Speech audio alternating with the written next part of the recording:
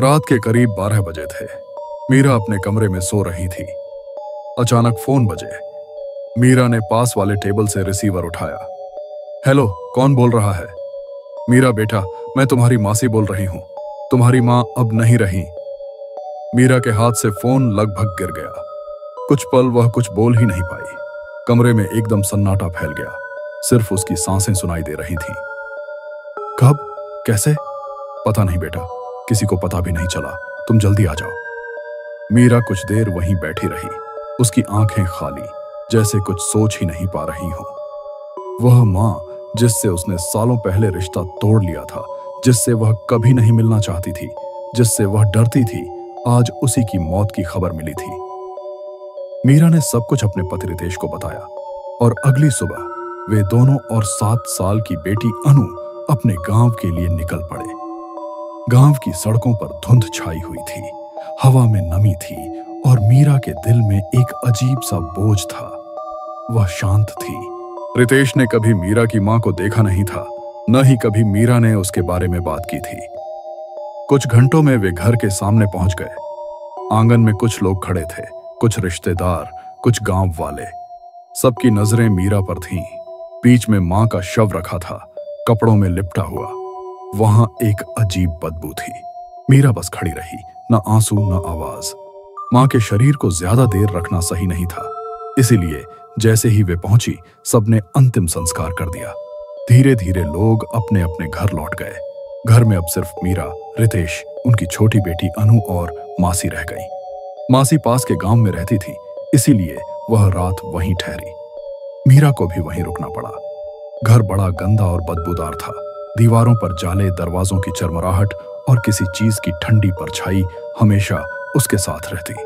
ऐसे घर में रहकर उसे लगता जैसे कोई हर पल उस पर नजर रखता हो। रितेश और अनु कमरे में थे। मीरा आंगन में मासी के साथ बैठी थी। मीरा, तुम एक बार भी नहीं रोए। मां चली गई और तुम्हारे चेहरे पर आंसू तक नहीं आए। तुम उससे नफरत करती थी। नफरत शायद डर ज्यादा था मां से। बचपन में मां ऐसी नहीं थी। हम 3 खुश थे, लेकिन एक दिन मां खेत से देर से लौटी। उसके चेहरे पर कुछ अजीब था। उस दिन के बाद मां बदल गई, शांत। कभी काम करती, कभी नहीं, कभी मुस्कुराती, कभी घूरती।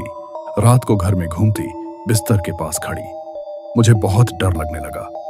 मीरा की आवाज धीमी हो गई, जैसे दबा हुआ राज बाहर आ रहा हो। मेरी एक सहेली सुमन थी। वह कभी कभी घर खेलने आती थी। एक दिन भी आई, मां ने उसे अजीब तरह घूरा। सुमन ने भी वह नजर महसूस की और ज्यादा देर नहीं रुकी। जब वह जाने लगी, मां उसके पीछे गई। फिर सुमन कभी वापस नहीं आई। 2 दिन बाद उसकी लाश मिली, जंगल के कुएं के पास। गांव वाले कहते थे कि किसी ने उसका खून चूस लिया। मासी का चेहरा सफेद पड़ गया। मीरा की आंखें दूर कहीं खो गईं, जैसे वह अब भी उसी रात में फंसी हो। इसके बाद मासी बीमार पड़ गई। पापा आए और बोले कि मां मेरी देखभाल नहीं कर पा रही।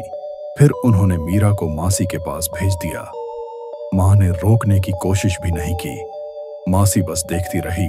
कुछ देर खामोशी रही। रात गहरी हो गई, हवा में ठंड फैल गई। फिर पापा भी चले गए।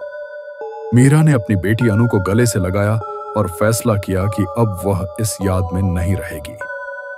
संगीत देर रात मीरा किसी आवाज से जागी। उसने अपने बगल में देखा, न अनु थी, न रितेश। कमरे के एक कोने से किसी के रोने की आवाज आ रही थी, धीमी मगर अंदर तक चीर देने वाली। मीरा ने देखा, जमीन पर एक औरत बैठी थी। उसकी पीठ मीरा की तरफ थी। कौन हो तुम? वह औरत जोर से रोई। मां ने अचानक रोते हुए कहा, यहां से चले जाओ, वरना मैं तुम्हारी बच्ची को नहीं छोड़ूंगी। वह औरत धीरे धीरे बीच में आई और मीरा की सांस रुक गई। वह उसकी मां थी। वही अजीब मुस्कान, वही डरावनी आंखें। मीरा जोर से चीखी और अगले ही पल अपने बिस्तर पर जा पहुंची। रितेश भी उठ बैठा। क्या हुआ? तुमने चीख क्यों मारी? कोई सपना देखा? हाँ, बस सपना था। मैं ठीक हूं, तुम सो जाओ।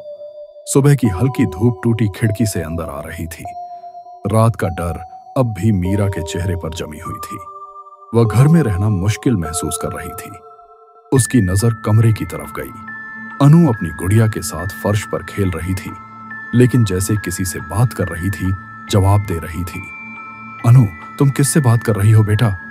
नानी से। नानी? मासी तो बाहर है अभी। नहीं मम्मा, वह नानी नहीं, वह जो इस घर में रहती है अब मुझे अपने पास रखना चाहती है। मीरा का दिल जोर से धड़कने लगा। वह तुरंत कमरे में गई, लेकिन वहां कोई नहीं था। हमें तुरंत यहां से निकलना होगा अभी। लेकिन क्यों? कुछ दिन यहां रहना पड़ेगा। ये घर मेरी बचपन की सबसे बुरी यादों का हिस्सा है। तुम सब अभी वापस जाओ, यही बेहतर है। रितेश और मासी ने उसकी बात मान ली।